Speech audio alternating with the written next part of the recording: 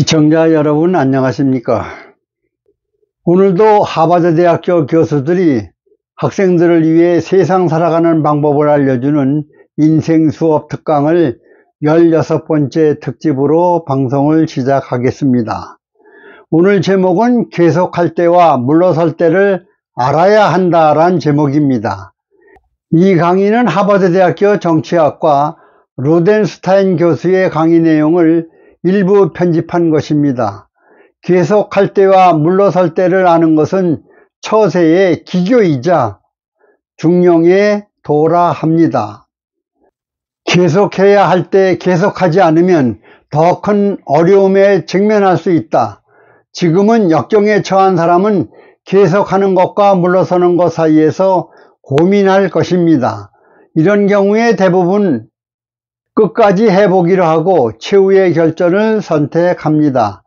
반면에 지금 모든 일이 순조롭게 잘 풀리는 사람은 현재의 상태를 잘 유지하기 위해 계속 밀고 나가 자신의 세력과 영향을 확대하고자 합니다. 그들의 머릿속에는 물러서는 것 따위는 없다라고 할 것입니다. 미국의 전 대통령 빌 클린턴은 루인스키와의 추문으로 커다란 곤욕을 치루었습니다. 만약 그가 추문은 사실이 아니며 이러한 모함을 자시할 수 없다라고 맞선다면 어떻게 되었을까요? 결국은 사실이 밝혀져 더 이상 용서받을 수 없는 지경까지 이르렀을 것입니다. 하지만 클린턴은 현명하게도 물러서는 전략을 선택했습니다. 자신의 잘못을 인정함으로써 화난 미국인들에게 용서를 구했던 것입니다. 이런 태도는 마치 다음과 같이 말하는 것 같습니다. 나는 잘못을 인정했다. 국민들은 나를 하야시킬 권리도 있지만 나에게 대통령직을 계속 맡길 권리도 있다. 잘못을 인정한 사람에게 어떻게 하는 것이 옳은 일일까? 그래서 클린턴은 바로 이렇게 물러서는 전략으로 곤경에서 벗어나 자신의 지위를 지켰습니다. 역시 미국의 전 대통령인 존 F 케네디가 미국 상원의원 경선에 뛰어들었을 때의 일입니다. 상대 후보는 케네디의 약점인 바로 하버드 대학에서 퇴학당한 일을 물고 늘어지며 그가 정치인으로서 도덕적 자질이 부족하다고 공격을 했습니다. 상대 후보는 각종 증거를 내밀며 그동안 케네디가 쌓아온 성실하고 정직하며 도덕적인 의미를 무너뜨리려고 애를 썼습니다. 보통 이런 경우에 사람들은 상대방의 공격을 부인하려고 했겠지만 케네디는 시원스럽게 자신의 잘못을 인정했습니다. 예전에 제가 저지른 일에 대해 무척 유감스럽게 생각을 합니다. 당시 저는 큰 잘못을 저질렀고 조금도 변명의 여지가 없습니다. 케네디의 말은 더 이상 저항하지 않겠다는 의미였습니다. 저항을 포기한 사람에게 더 이상 추궁할 것이 뭐가 있겠습니까? 아주 열심히 했는데도 진퇴양난의 상황에 빠질 때가 있습니다. 이때 물러서지 않고 계속하던 일을 그대로 밀고 나간다면 스스로 자신을 사지로 몰고 가는 것과 마찬가지일 것입니다. 사람들은 상대방이 잘못했더라도 그것을 인정한다면 공격을 멈추게 됩니다. 클린턴과 케네디 역시 물러서는 자세를 취해서 공격을 기회로 바꾸었던 것입니다.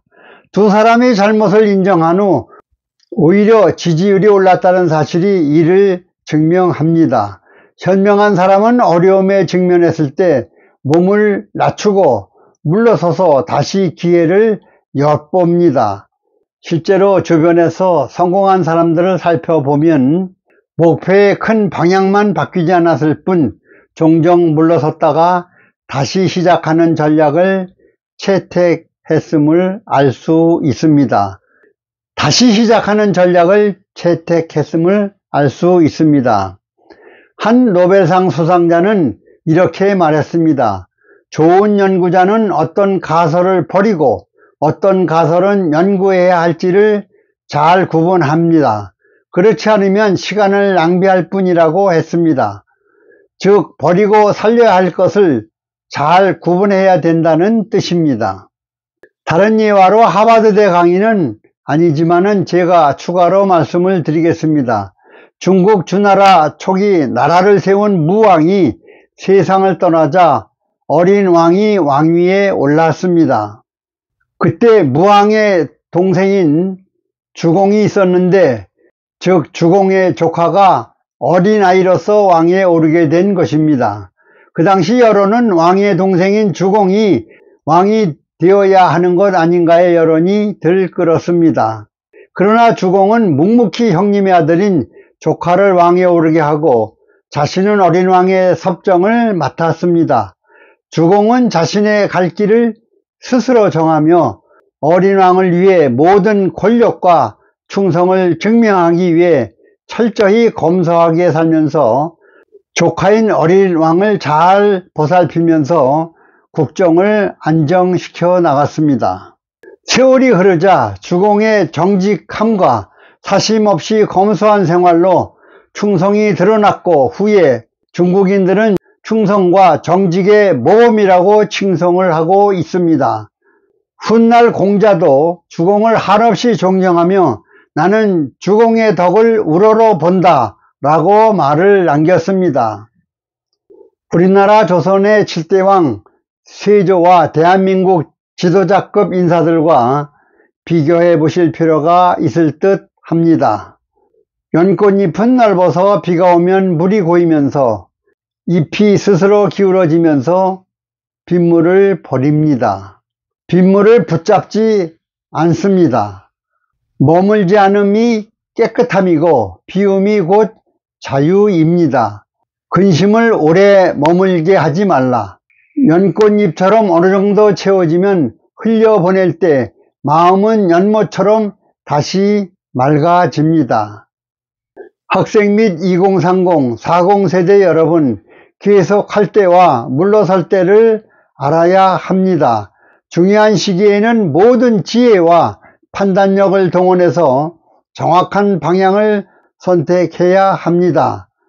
또한 고집을 버리고 객관적으로 상황을 파악해서 계속할 때와 물러설 때를 잘 결정하면서 세상을 살아가십시오.